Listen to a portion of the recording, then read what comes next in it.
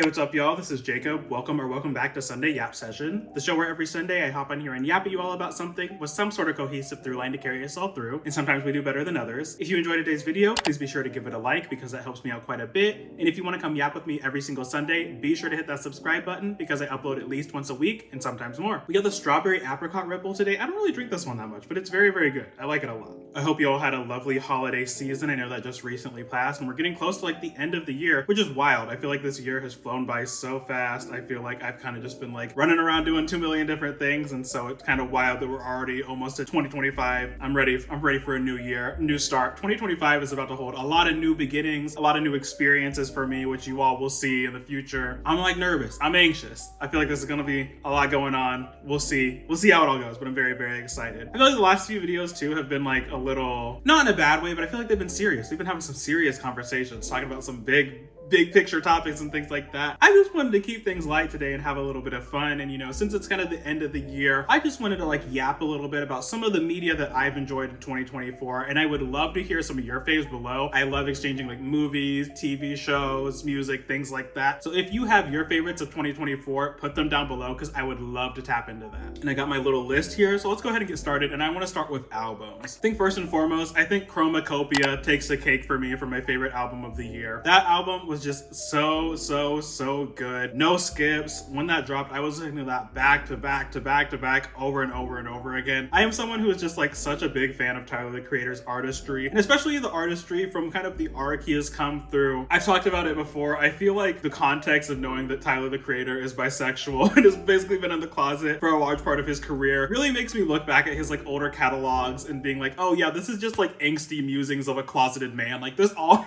really tracks. So seeing him kind of go from like that very like edgy, intentionally like I guess like outragey sort of content to like some of the beautiful, thoughtful, introspective albums that he's been doing now. It's been really cool to see that kind of like shift in music and just like the shift in quality too. I think a lot of fans of not just Tyler the Creator, but a lot of people are just really like clouded by nostalgia. So I see people being like, oh my gosh, I miss Bastard, I miss Wolf, blah, blah, blah. I'm like, y'all cannot tell me that Chromakopia is not one of the best pieces of things he put out. My favorite tracks on that, probably Darling I is probably my number one favorite. I am loving that the girlies are giving us non-monogamy anthems. Tyler the Creator and Janelle Monáe have been holding me down in that department. I really like Sticky as well. I remember listening to that album for the first time and Sticky came on, and as soon as I heard Sexy Red and Glorilla pop up, I was like gagged. Those were never features that I was ever going to be expecting, and I feel like that really just speaks to like the range that Tyler the Creator has, and I feel like that was such a gag. Balloon as well. I love that Doechii feature. I was very confused when people were talking about how they like didn't like that song for whatever reason. I feel like this album and like the rollout and the experience of all of it has been very interesting because I feel like that album as a whole had a very clear message in a lot of ways, talking about just like parasocial relationships, kind of how you're viewed in the media, dealing with fans and things like that, and just feeling paranoid, feeling like you're always being perceived and kind of just wanting to enjoy your life and really being like vulnerable about like the range of experiences. I felt that was very relatable, like just someone who's growing up with like the internet and everything being online and like feeling like I need to be present in so many spaces, and especially someone who works in like digital media too. Like I do feel these sort of kind of pressures and kind of just like a lot of things that I do like have a lot of eyes on them and stuff like that. So I say all that to say I feel like a lot of people that were like engaging with this album and being very critical of it and really missing the point were a lot of the people that he was talking about. So I thought that was like really interesting. Second is going to be Tyla Plus by Tyla. Now this one was really unexpected. I was not really checking for Tyla ever. Like I had heard that like Water song that went really viral on like TikTok and was just like taking over the airways essentially. And I was like, okay, the song's cute, whatever. I don't even remember like why I started listening to it. I think there was like some discourse about her or whatever, and I was just like, oh, let me check into this or whatever. I think Tyla was my number 2 artist on Apple Music, or like this album was or something like that. I just found myself listening to this album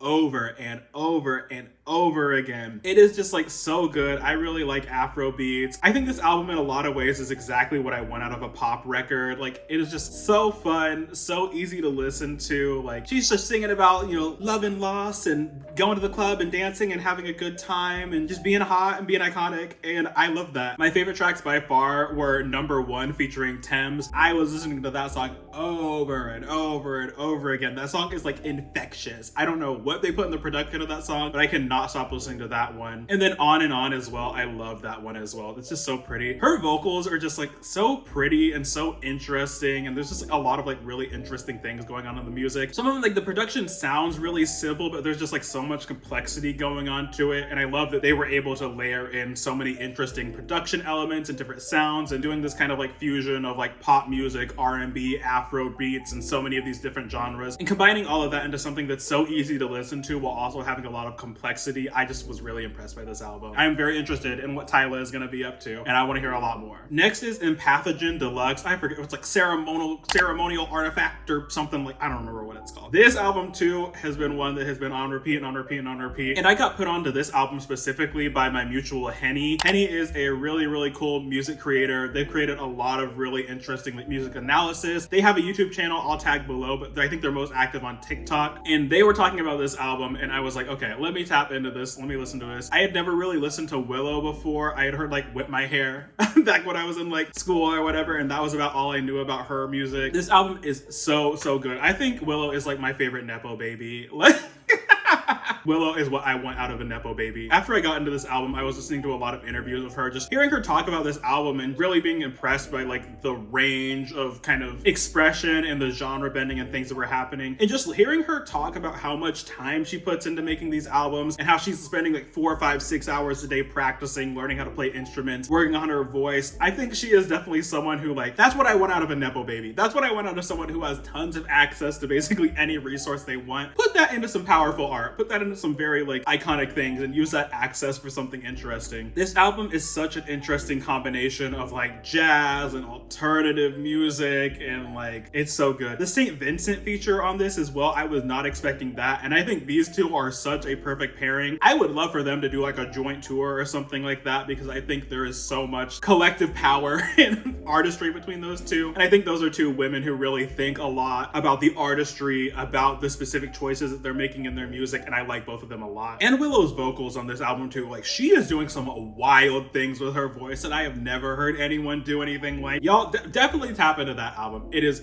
very good. And then lastly is gonna be Megan Act 2 by Megan Thee Stallion, specifically Act 2. I liked Megan, I thought it was really good, but I think Act 2 added a lot to this album. This really has been the year of Megan Thee Stallion, and I just wanna get on my soapbox for a minute, because I know everybody has been like locked in, myself included, at like this Drake versus Kendrick Lamar beef. I do not think that Megan has been given nearly enough credit for how she clocked that tea. I think that everyone was talking about Hiss and talking about like Nicki Minaj and like the shots that were taken at her in that. I think there was like 1 or 2 lines that were about Nicki Minaj, and that song was largely about Drake. And I think everybody needs to say thank you to Megan Thee Stallion for waking that up, and thank you to Megan Thee Stallion for being the first one to clock all of that, especially as a woman who is like newer to the rap industry than like some of these contemporaries who have either been like engaging with Drake or kind of just like ignoring what's going on. It was very bold of her, especially as an independent artist as well, especially after all the stuff that she's been going through with like what's been going on with like Tory Lanez and like losing family members and things like that. Like, not only is this album incredible, like the music is very good, I love it a lot, but just like the cultural impact of this album, I think this is something that we're going to be talking about for years and years to come when we talk about kind of this era of hip-hop. I think Megan Thee Stallion is going to be like one of the key figures. Not that like it's a comparison, especially like comparing her to Nicki Minaj, but like I think Megan Thee Stallion like is the next Nicki Minaj of our generation. I think she has the star power, I think she has the rap ability, I think she has the look. Like she is so multi-talented and just the full deal in so many ways. I love this album a lot. Some of my favorite tracks, Bigger in Texas. I like Mamushi a lot. Pretty much every single song on the Deluxe. There were some of the songs, like some of the features, I didn't really care too much for, like the song with Twice and the song with the guy from BTS. Those weren't my favorites. Everything else, so good. Especially I love that Bigger in Texas video. Like I love too that she is very clearly very studied, and that's something that I like. I really like artists that have a very acute understanding of both like the genre that they're in, but also like individual key people that have had impacts on the art form. I think she pulls a lot of really interesting references, especially like 3 6 Mafia. I know that she pulls like a lot of inspiration from them, and just some of the bigger people in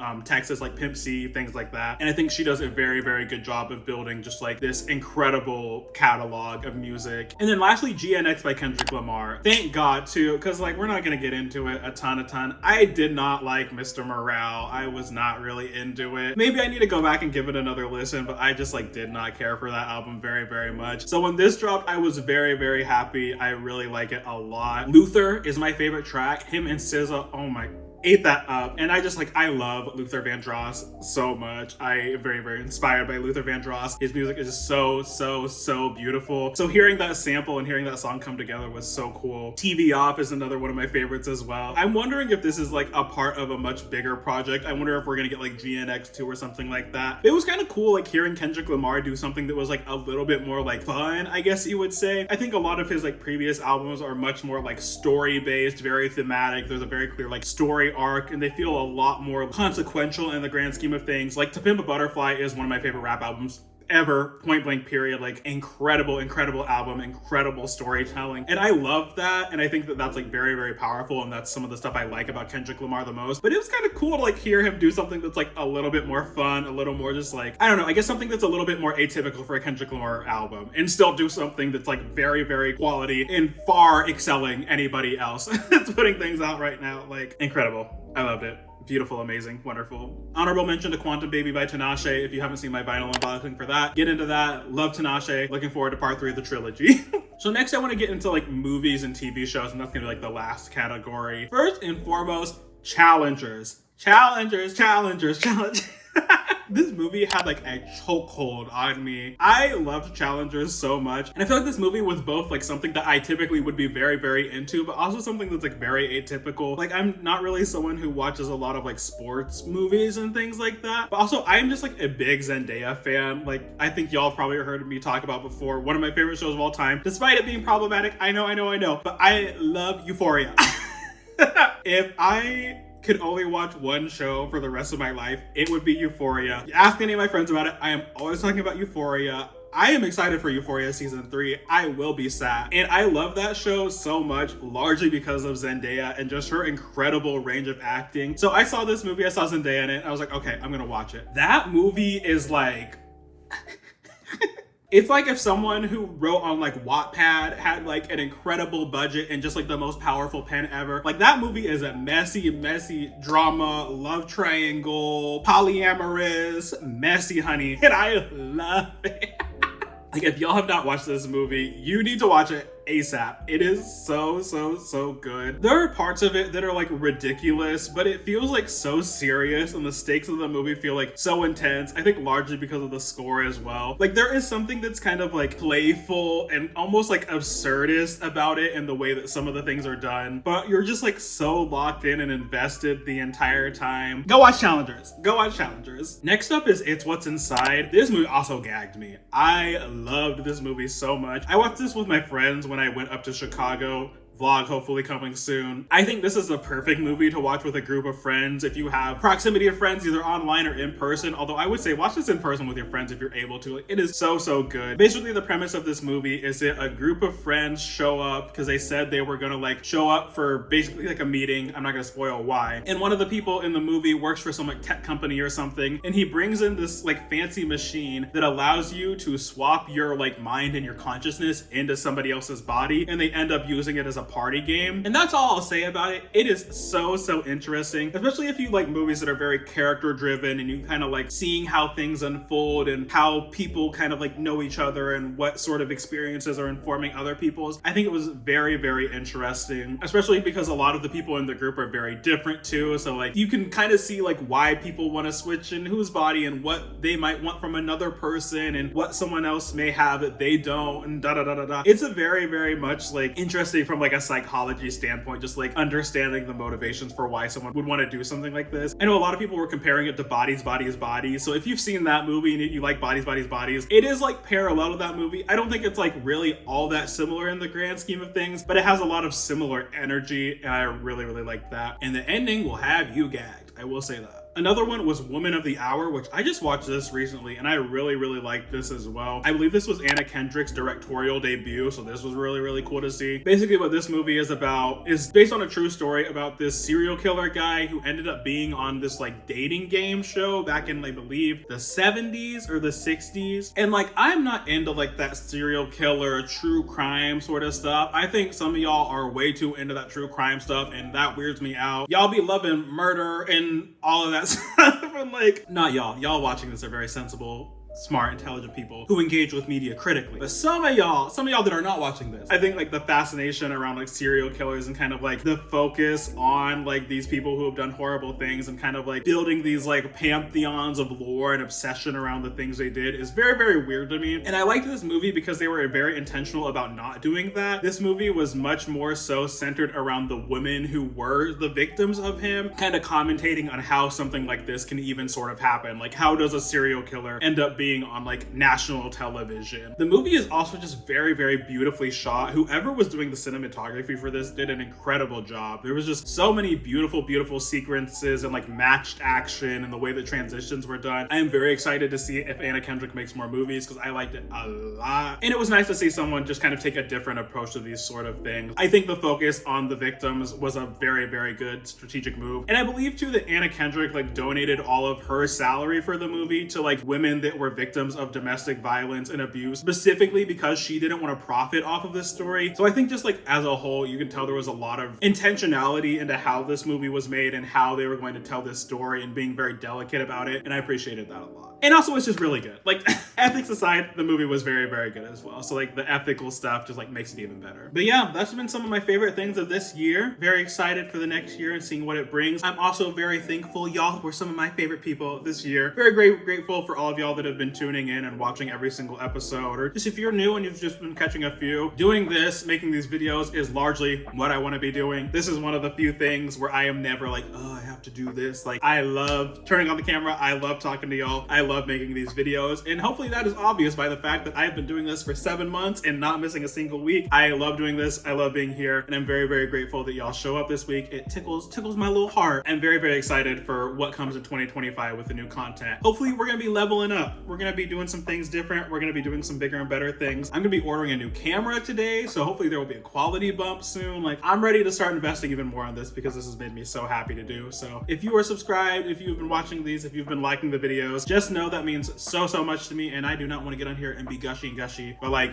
literally means the world to me. I appreciate it so much. So thank you for watching Sunday Yap Session. I will see you all in 2025. Like I mentioned, if you enjoyed this video, please be sure to give it a like because that helps me out quite a bit. And if you want to come yap with me every single Sunday, be sure to hit that subscribe button because I upload at least once a week. Happy holidays. Have a beautiful holiday time, New Year, whatever you celebrate. And I will see you in 2025. Oh my God. No.